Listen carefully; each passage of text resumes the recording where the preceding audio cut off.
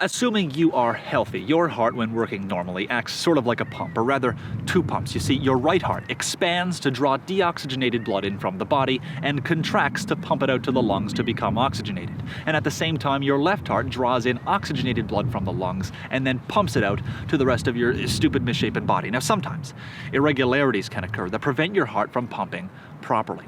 Congestive heart failure is an interesting one. Say your heart loses some of its contractile force due to high blood pressure, for example.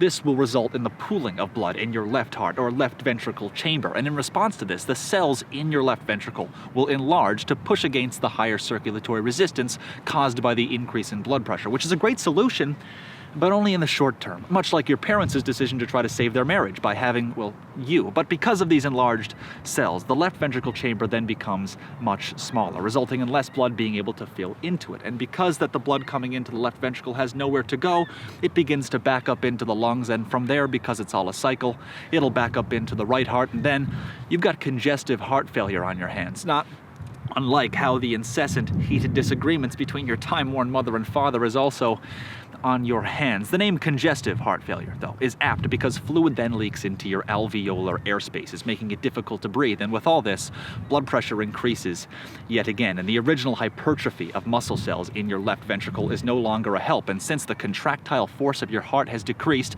it certainly can't pump against the new, much higher resistance. And because of that, your body, in response to the heart not pumping sufficient blood, thinks, well, gee golly, I mustn't have enough fluid. So it tells your kidneys then to return any liquid you take in, meaning you'll retain a lot more water, which has to go somewhere. So it leaks into your legs, abdomen, and all over the body, and can result in the gaining of 2 to 3 pounds per day, which, as you can imagine, will cause rapid accumulation of total body weight. And after just 1 month, someone afflicted by this disease could amass up to 100 extra pounds. There is effectively no way that a human being could gain weight at this rate by any other mechanism, and that is why it seems as though it is the only rational explanation as to what must be happening to your mom.